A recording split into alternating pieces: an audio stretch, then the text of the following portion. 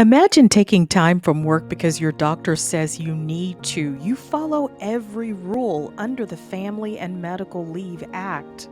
And when you finally return, you're fired. That's what happened to Jeannie Parker, an employee at United Airlines. Her story raises a big question. Can a company fire someone right after they take medical leave and still win in court?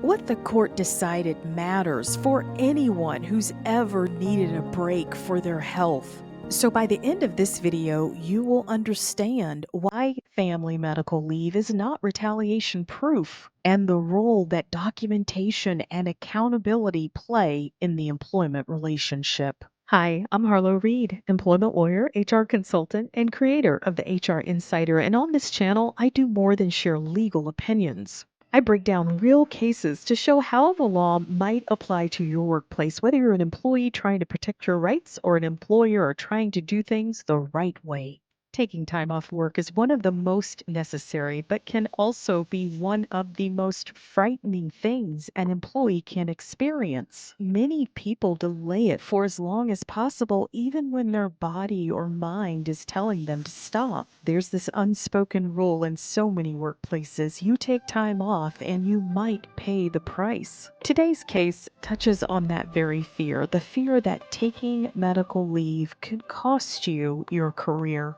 The content shared on this channel is for informational purposes only and is not a substitute for professional legal advice. Always consult with a qualified attorney or HR professional for specific guidance tailored to your needs. And hey, don't forget to like and subscribe. Jeannie Parker worked for United Airlines as a customer service representative. She was the voice passengers heard when they called United, helping people book flights, change reservations, and solve travel issues. United Airlines is one of the largest commercial airlines in the world and a major U.S. carrier. It's headquartered in Chicago, Illinois, and operates more than 4,500 flights a day to over 300 destinations across 5 continents. It's part of the Star Alliance, which is the world's largest global airline network.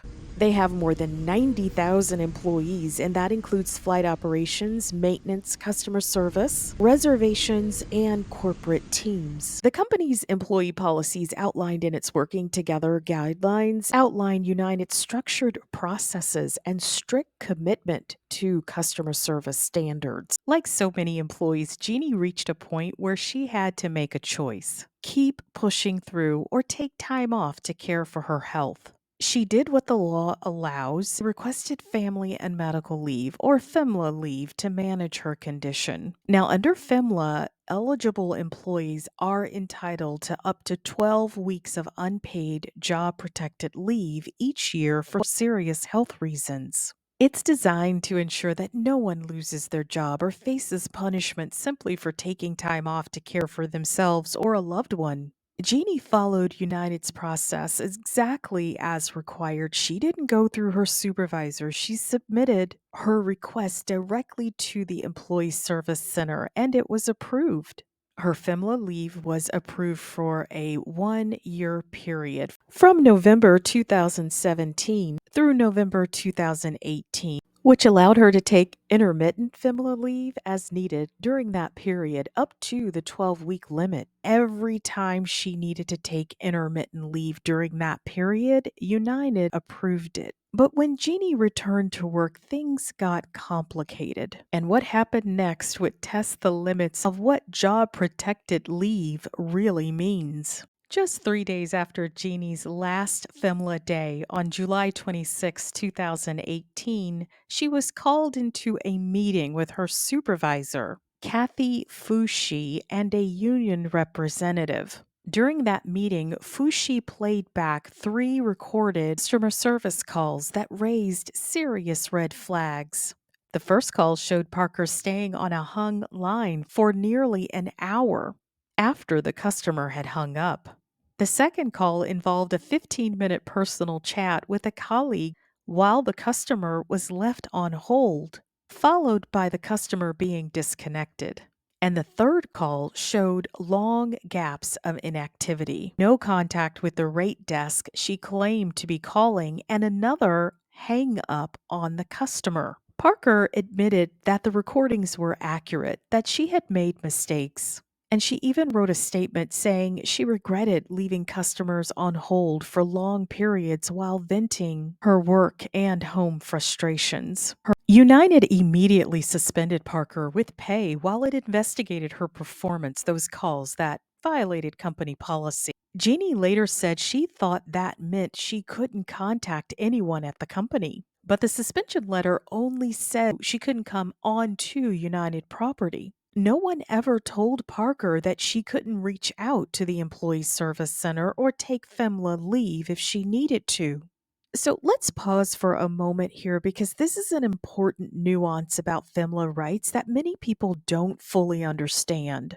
Under the Family and Medical Leave Act, employers are prohibited from interfering with an employee's protected leave. That means if you're on FMLA, you're on leave. You can't be asked to check emails, join meetings, or handle work calls while you're recovering. A short check in, how are you doing? That's different. But anything that pressures an employee to perform work or stay engaged crosses the line. In Jeannie's case, the court noted that United didn't interfere with her FMLA rights. She wasn't asked to work and no one blocked her from taking more leave. That detail became one of the key facts in this case.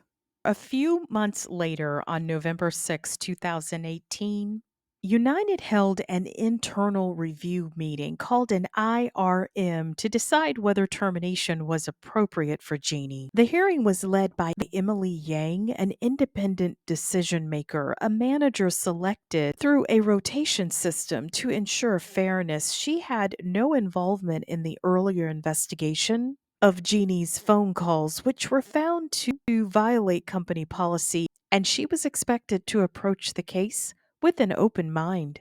Jeannie attended with a union representative and had the chance to present her side. She admitted her mistakes and accepted responsibility for a decline in her performance. During the hearing, neither Jeannie or her union representative claimed retaliation or discrimination related to her FMLA leave. After hearing all sides, Yang decided that Jeannie's actions violated United's working together guideline. Jeannie Parker was terminated on November 6, 2018. Jeannie Parker later sued, arguing that United fired her in retaliation for taking FMLA leave. But the court disagreed. They found that even if a supervisor held some bias, United's independent review process broke the chain of causation.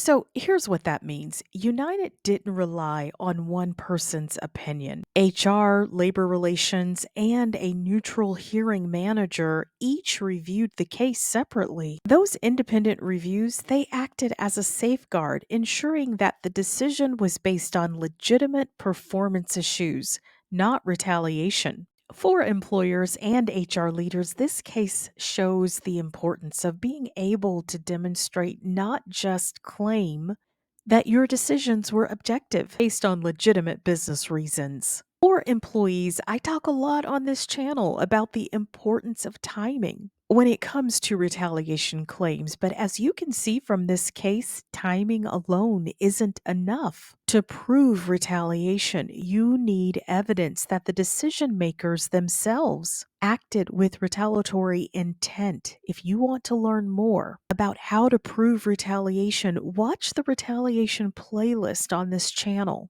And if you want to better understand how to protect yourself from it, check out my retaliation workbooks. I will put the link for you below.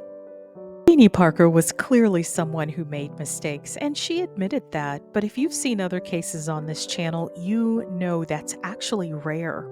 Most people deny wrongdoing, they shift blame or turn on the person who called them out. So maybe Jeannie deserves a little credit, just maybe, for acknowledging what happened and taking responsibility. That said, I also know how frustrating it can be for leaders when an employee takes a leave of absence. The workload piles up, stress levels rise, and sometimes empathy fades. That's where HR has to step in to remind supervisors that good leadership means finding balance, holding employees accountable, yes, but also supporting them through life's hardships and realities. The policy violations Jeannie committed actually happened while she was still on FMLA leave.